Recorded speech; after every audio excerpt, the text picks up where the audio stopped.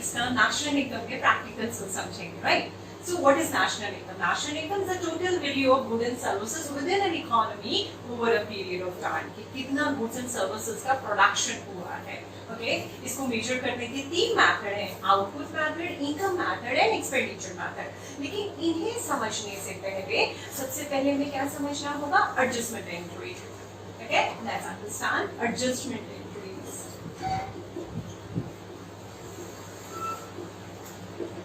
Okay, adjustment entry, this is the first entry is a net. Net is equal to gross minus depreciation. Okay, and if you want to find out the gross, then gross is equal to net plus depreciation, right? And the second entry is a national is equal to domestic plus NIFIA. What is NIFIA? Net factor income from abroad. Net factor income from abroad. Okay? NIFIA and domestic plus factor income from abroad. NIFIA निकालने के लिए, right? Factor income from abroad minus factor income to abroad. This is NIFIA. And the third entry is market price. Market price, factor cost plus net indirect taxes. How we can find out the net indirect taxes? Indirect taxes minus subsidies. Okay, like net is equal to gross minus depreciation, national is equal to domestic plus NIFIA. और अगर हमें domestic निकालना है तो national minus NIFIA, और अगर इसमें जैसे थर्ड में है market price is equal to factor cost plus net indirect taxes, अगर हमें factor cost निकालना है तो market price minus NIT. पहले हम adjustment entries के questions को समझेंगे, right? So सबसे पहले हमें देखना है कि क्या निकालना है, हमें क्या निकालना है इसमें NGVATFC, जो आपको निकालना है वो आपको लेफ्ट हैंड में रखना है, NGVATFC आपको निकालना है। हमें दिया क्या हुआ है? GNP at MP, GNP at MP। अब बड़े धीरे धीरे मतलब करके इसके फॉर्मूले को सबसे पहले निकालेंगे। The rule is this is N and this is G। आपको पता है पहला नेट होता है, और अगर अंदर ग्रॉस है तो हम क्या करते हैं? डेप्रिसिएशन माइनस करते हैं, डेप्रिसिएशन माइनस हो गया, ओके? दैट मींस अब ये दोनों इक्वल हो गए। ये G है, ये N है, यानी डोमेस्टिक बाहर है, नेशनल अंदर है, हम क्या माइनस करेंगे? NIFIA, okay? P equal FC and MP। Factor cost बाहर है, MP अंदर है, तो क्या करेंगे? Minus NIT। NIT is a net indirect taxes, ठीक है? अब हम देखेंगे कि हमें क्या NIFIA पूरा दे रखा है या स्प्लिट फॉर्म में दे रखा है। स्प्लिट फॉर्म मींस हमें इसको निकालने के लिए इसे स्प्लिट फॉर्म में दिया हुआ है कि फ्रॉम एंड टू मींस हमें निकालना है, और निच भी हमें स्प्लिट फॉर्म में दे रखा है, तो हम क्या करेंगे? GNP at MP। अभी हम वैल्यू नहीं रखेंगे, अभी again we have to write minus depreciation minus NIFIA. NIFIA is a from minus to, right? So you have to write full factor income from abroad minus factor income to abroad, right? And net indirect taxes minus subsidies, right? Now we can put the value, and this is a 7,000 minus depreciation is 100 minus factor income from abroad is 800 minus 200 minus IT is 200 and 100, right? Okay, 7,000 minus 100 minus 600 minus 100. आपको सबसे पहले जितनी minus की term है उन्हें plus करना होगा, and this is 7 and 800 यानी कि 6,200 जो है तो आपका आंसर आएगा this is NDP at FC. हम सेकंड क्वेश्चन को भी समझते हैं। इसमें क्या निकालना है, जीडीपी एट एमपी। हमें दिया क्या हुआ है, एनडीपी एट एफसी। ठीक है, again start equalizing it is a G and N is क्या हो जाएगा, ग्रॉस बाहर है, नेट अंदर है, depreciation प्लस हो जाएगा D and D, no need to, yeah, both are D, no need to change. Okay, MP and FC. What do we have to do? अगर MP बाहर है, FC अंदर है, तो क्या होगा आपका, नेट प्लस होगा। अगेन अब हमें क्वेश्चंस को देखना होगा। Consumption factor income to abroad, means हमें net factor income from abroad नहीं दे रखा, इसलिए हम इसे क्या करेंगे, दोबारा से बनाएंगे ताकि गलती बिल्कुल भी ना हो। अच्छा, वी डोंट नीड इट, हमें इसमें जरूरत भी नहीं है। Net is indirect taxes minus subsidies. Okay, 6000 plus 200 plus IT, अगर आपको कुछ नहीं गिवन है आप वहां पे 0 रखिए। Okay, minus subsidy is 50। 6000 plus 200 minus 50, 6200 minus 50 is a 6150 GDP, right. अब हम ये सीखेंगे कि किसी टर्म को किस तरह निकालना है। कोई भी टर्म वो आपसे पूछ सकते हैं, वो आपसे नेशनल इनकम नहीं पूछ रहे हैं, वो आपसे डोमेस्टिक इनकम नहीं पूछ रहे हैं, वो कोई टर्म पूछ रहे हैं कि वो सब्सिडीज पूछ सकते हैं, इनकम फ्रॉम अब्रॉड पूछ सकते हैं, इनकम टू अब्रॉड पूछ सकते हैं, वो कुछ भी पूछ सकते हैं। ऐसे केस में हमने क्या करना है, ऐसे केस में सबसे पहले हमें क्वेश्चन में फाइंड करना है कि नेशनल इनकम और डोमेस्टिक इनकम आपको दोनों दिया हुआ होगा। या डोमेस्टिक इनकम दिया है तो उन्होंने जीडीपी एट एफसी दे रखा है, साथ में उन्होंने एनडीपी एट एमपी दे दिया है, तो हमें उसको क्या करना है, बस इक्वलाइज करना है और जिस टर्म को निकालना है उसको उसी पोजीशन पे रखना है। Let's see.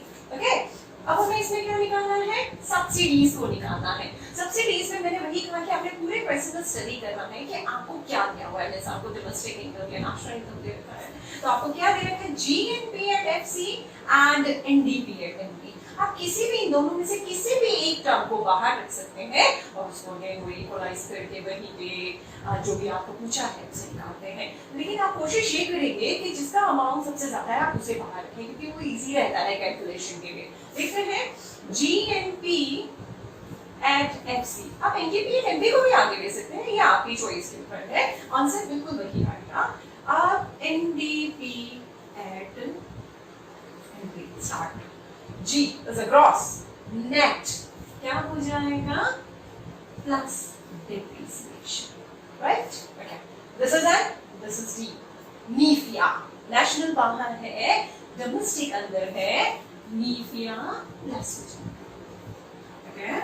P no is FC and MP minus net indirect taxes, right? अब हम इसे स्प्लिट फॉर्म में दे रखा है तो हम इसे फिर लिखेंगे NDP at MP plus debt plus from minus 2 income from abroad income, but exams में आप पूरा लिखेंगे IT minus subsidies। अब स्टार्ट करते हैं। अब put the value is GNP at FC is 6000, right? NDP at MP is 4000, right? And the depreciation is 400, and this is a from minus 2 is a 2000 minus 600. Okay, minus IT is 100 and subsidies you have to write subsidies because हमें निकालना है, इसे पूरा लिखेंगे। हम देखते हैं 6000 4000 plus 400 plus 1400 minus 100 minus plus subsidies. Be very careful, आपको इतना केयरफुल रहना पड़ेगा, नहीं तो आंसर नहीं आएगा। Minus and minus plus subsidies, right? अब हम कैलकुलेट करेंगे 4000 this is a 1800 1700 this is a 5700 and 6000 plus subsidies को आप यही रखिए, ये अपने आप ही 300 हो गया और उसको बाद में आप कर सकते हैं this is the subsidies whatever you have found is 300। ठीक है, चलिए अब इसमें हमें इस क्वेश्चन में क्या पूछा है, फैक्टर इनकम टू अब्रॉड, बिल्कुल सेम वे है, हम वही फाइंड आउट करेंगे कि हमें नेशनल इनकम या डोमेस्टिक इनकम को दे रखा है, यस कुछ बाहर रखें, इंडिकेट एफसी को बाहर रख देते हैं, GNP at MP, net gross depreciation minus BN domestic बाहर है, नेशनल अंदर है, क्या होगा नीफिया, FC MP minus net, again GNP at MP minus depreciation minus from minus 2 minus net, okay, NDP at FC is a 6,000 and GNP at MP is a 4,000 minus debt is 100 minus from abroad, yes from abroad we have been given is a 700, 2 नहीं दे रखा तो income हमें income to abroad निकालना है,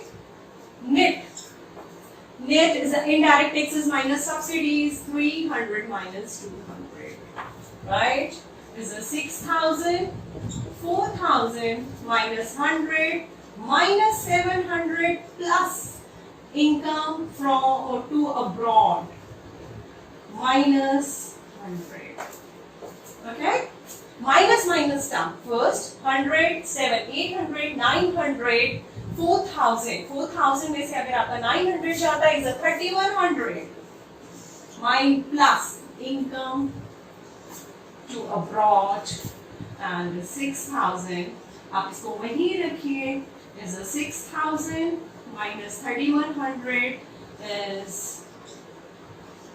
2,900, ठीक है, okay.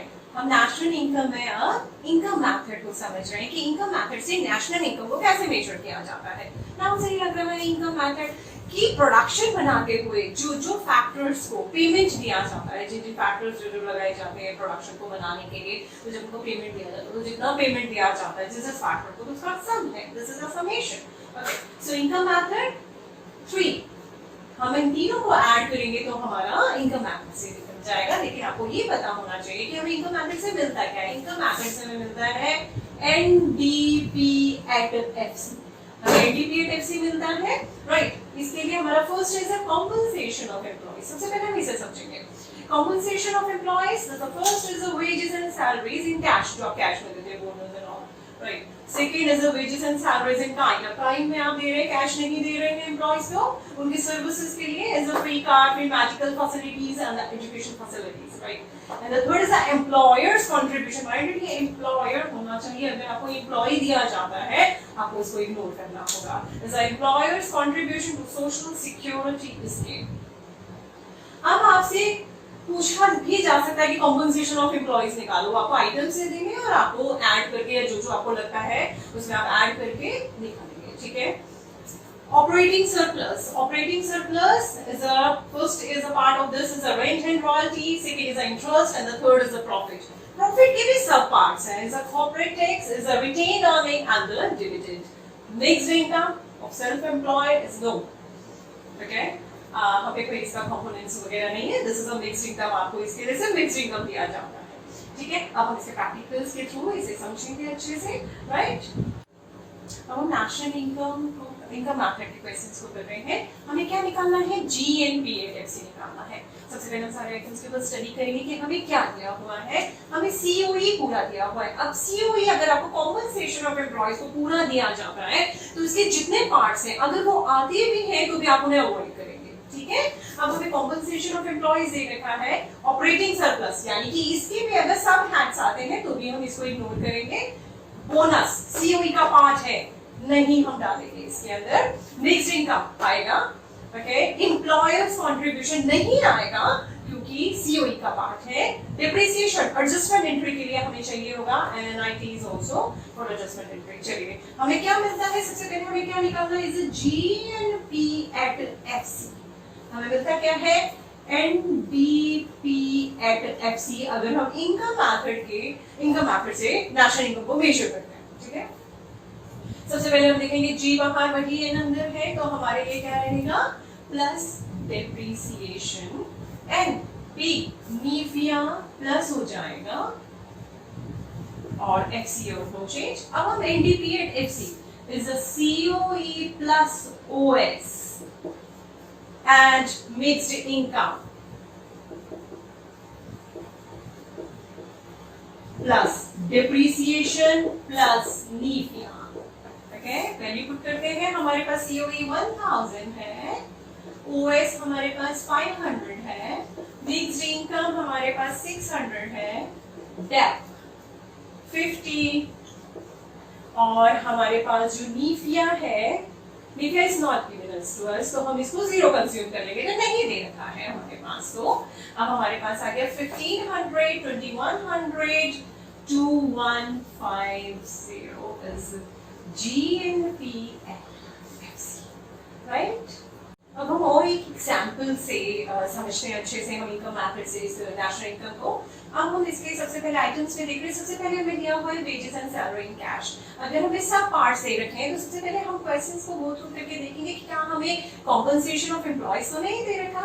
ठीक है, wages and salary in cash, wages and no means हमें सीओई नहीं दे रखा, तो इसके सब पार्ट्स लेंगे। Wages and salary in cash आएगा, wages and salary in kind आएगा, bonus is also the part of the COE, yes, employer's contribution, yes, okay, that's it, okay, profit, हमें profit दिया हुआ है, यानी अगर आपको profit दिया है तो इसके सब parts नहीं लेंगे। सब parts dividend हो गया, corporate tax हो गया, आपका retain earning होगी, वो नहीं लेंगे हम। NIFIA adjustment entry, depreciation adjustment entry, dividend नहीं लेंगे क्योंकि हमने profit ले लिया है। ठीक है, एम्प्लॉयज कंट्रीब्यूशन नहीं आता, एम्प्लॉयर्स कंट्रीब्यूशन आता है। कॉर्पोरेट टैक्स नहीं लेंगे क्योंकि प्रॉफिट ले लिया है। Mixed income, yes it is a part of it. ठीक है, सबसे पहले अंडरस्टैंड करने के बाद अब हम निकालेंगे। हमें नेशनल इनकम को निकालना है। नेशनल इनकम क्या, NNP at FC is NNP at FC. हमें मिलता क्या है, NDP is NDP at FC, यानी कि हमारे लिए एडजस्टमेंट एंट्री सिर्फ हमें क्या चाहिए, हमें एडजस्टमेंट एंट्री के लिए सिर्फ NIFIA चाहिए। ठीक है, अब NDP at FC हमारे पास number 1, yes, number 2, number 3, number 4 and number 5, okay, and number 11। ये हमारा पूरा NDP at FC हो गया और उसके बाद हमारा NIFIA NIFIA is equal to 6 item. Now we are putting value is 6,000, 3,000, 500, 300 and 1,000 and mixed income 600 and sixth item is a NIFIA is 500. 9,000, 9,500, 9,800, 10,800, 11,400 and 11,400 and 11,900, right? This is the NNP at FC. Okay? अब हम इस question में ये देखेंगे कि हमें किस किस तरह की प्रॉब्लम आ सकती है निकालने में और एग्जाम्स में क्या पूछा जाता है, अब हम देखेंगे। ठीक है, अब हम ये समझेंगे कि हमें इनकम मैथड से नेशनल इनकम को मेजर करते हुए क्या क्या प्रॉब्लम्स आ सकती हैं, राइट? वो क्या क्या प्रॉब्लम हो सकती है, वो सिर्फ नाम चेंज कर सकते हैं। वो किस तरह के नाम चेंज कर सकते हैं, जिसे वो कंपनसेशन ऑफ एम्प्लॉयज की जगह इमोल्यूमेंट्स ऑफ एम्प्लॉयज दे सकते हैं, तो इसका मतलब वही रहेगा। ठीक है, अगर वो डेप्रिसिएशन की जगह क्या क्या नाम चेंज कर सकते हैं, डेप्रिसिएशन या रिप्लेसमेंट ऑफ फिक्स्ड कैपिटल और या consumption of fixed capital, right? Profit का जो हमारा रिटेन अर्निंग पार्ट है वो उसका भी नाम चेंज करते हैं, रिटेन अर्निंग और अनडिस्ट्रीब्यूटेड प्रॉफिट और saving of the private sector. इन तीनों का सबका यही एक दूसरे की मतलब है, तो आपने यही समझना है कि अगर उसे ये नहीं दिया हुआ तो उसे ये दे रखा होगा, तो वो सिर्फ नाम से आपको कंफ्यूज कर सकते हैं। नंबर 1, अब इसमें किस तरह के क्वेश्चन पूछे जाते हैं, जो आपको डिफिकल्टी आएगी और जिसका हमें सबसे ज्यादा ध्यान रखना है कि अगर आपको मेजर पार्ट दे रखा है तो सब पार्ट को इग्नोर करना है। जैसे हमने क्वेश्चंस में समझाया आपको कि जैसे आपको कॉम्पनसेशन ऑफ एम्प्लॉइज दिया हुआ है तो आप उसके सब पार्ट्स को इग्नोर करेंगे, ये नहीं कि वो भी ऐड कर रहे हैं तो उसके सब पार्ट्स को इग्नोर करेंगे। अगर ऑपरेटिंग सरप्लस दे रखा है तो उसके सब पार्ट्स को इग्नोर करेंगे। प्रॉफिट दिया हुआ है तो इन चीजों का आप ध्यान रखेंगे और आपसे निकल जाएंगे आसानी से। और किस चीज का ध्यान रखना है आपने कि इनकम मेथड से हमें एनडीपीएट मिलता है। सो एग्जाम्स में किस तरह के क्वेश्चंस पूछे जाते हैं, वो हमसे कहते हैं नेशनल इनकम निकालिए या डोमेस्टिक इनकम निकालिए। तो नेशनल इनकम, हमारा नेशनल इनकम का क्या मतलब रहेगा, एनएनपी एट एफसी। और अगर वो डोमेस्टिक इनकम निकालने को बोलते हैं आपको तो वो रहेगा हमारा एनडीपी एट एफसी। ठीक है, एग्जाम पॉइंट ऑफ व्यू से वो ये नेशनल इनकम और डोमेस्टिक इनकम हो सकते हैं और जीडीपी एट एमपी कुछ भी हो सकते हैं। और अगर वो जिस तरह से भी पूछेंगे उस तरह से आप बस उसकी एडजस्टमेंट एंट्री और उसके जो भी आपके पास जो आपका रूल है उसको लगा के आप निकाल सकते हैं। ठीक है, नेक्स्ट वीडियो में हम आपको एक्सपेंडिचर मेथड और आउटपुट मेथड को समझाएंगे अच्छे से। ठीक है, तब तक आप इसकी प्रैक्टिस कीजिए, जो भी आपके पास बुक अवेलेबल है उससे कीजिए। ठीक है, so make your economics easier with my videos. Bye.